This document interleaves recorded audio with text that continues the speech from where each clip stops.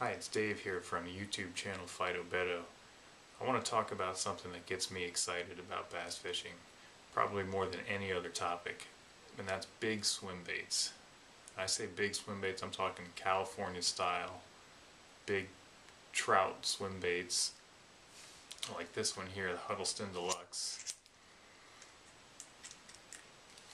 This bait here is an 8-inch Huddleston Deluxe. It's a rate of fall 12. As you can see, it's a trout profile.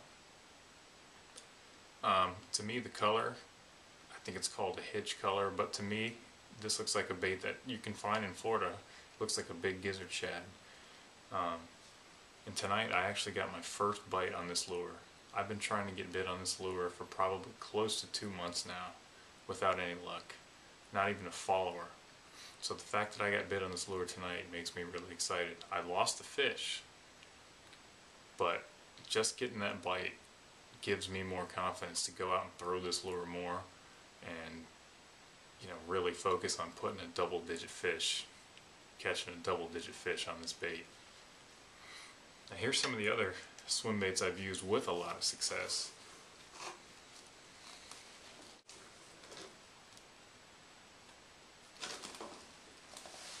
Done really well with the Jerry Rago baits here in South Florida. This one really wouldn't be any surprise to anyone in Florida that this would work. I mean, this looks just like a shad.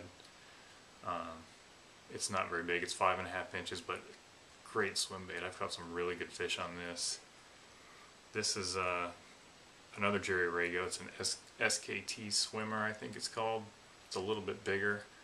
I caught a bunch of fish on this too. This thing's actually been ripped in half.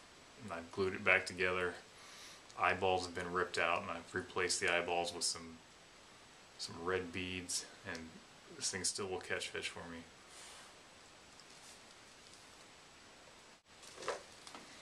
Now I've caught fish, or my brother has caught fish, even on my channel. You can see the videos on the 6-inch Huddleston. This is the 6-inch Huddleston weedless version. Its nose looks all messed up, but that's because my brother caught so many fish on it, the nose was ripped off. And I molded on a little piece of soft plastic from another bait just so we could still use it. Now you might not think there's a big difference between a 6-inch Huddleston and an 8-inch Huddleston. And I really didn't think there would be either. So my brother caught them so well and so easily on this, I said, hey, 8-inch Huddleston is going to get killed. But that's the 8-inch Huddleston. This bait is nothing like this bait.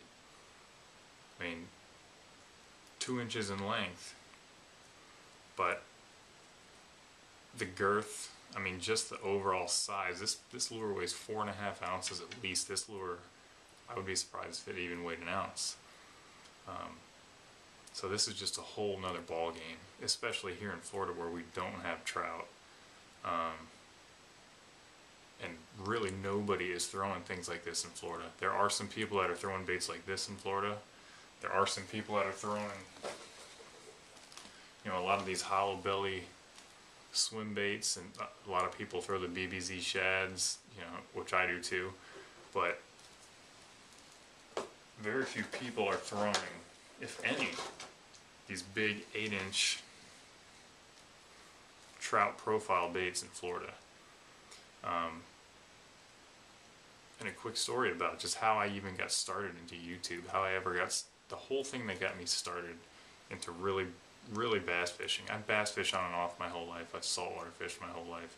What really got me going on bass fishing and posting videos on YouTube was I saw the Butch Brown videos about 2 years ago. Like, my brother actually showed them to me. Most of you probably know which Butch Brown's videos I'm talking about, but anyway, Butch Brown out in California is using, one of these exact baits, Huddleston Deluxe, 8-inch, and he's caught 15 to 20 pound bass. Now when I saw these videos, I couldn't even believe it. I couldn't believe that anyone would throw a bait like this for bass. I mean, I've been saltwater fishing my whole life. I've never seen anyone throw a lure like this in saltwater. So I saw that and I was just like blown away. And really, that's when I decided, hey, I want to go out and catch a 10-pound bass on tape. So that was really the goal ever from the first time I started. Now I haven't caught that 10-pounder on tape yet, but I've come real close, and I don't doubt for a minute that I will. And hopefully this lure might be a ticket to help me do that. Here, let me show you my rod, my setup real quick. All these other swim baits, even this, where'd it go? Even the 7-inch Osprey. I threw all these other swim baits on just conventional bass tackle. You know, I throw this on my carrot stick. You know, I would throw this on my, I have a heavy action Veritas rod. I throw this on that. But this is another ball game. You've got to step it up.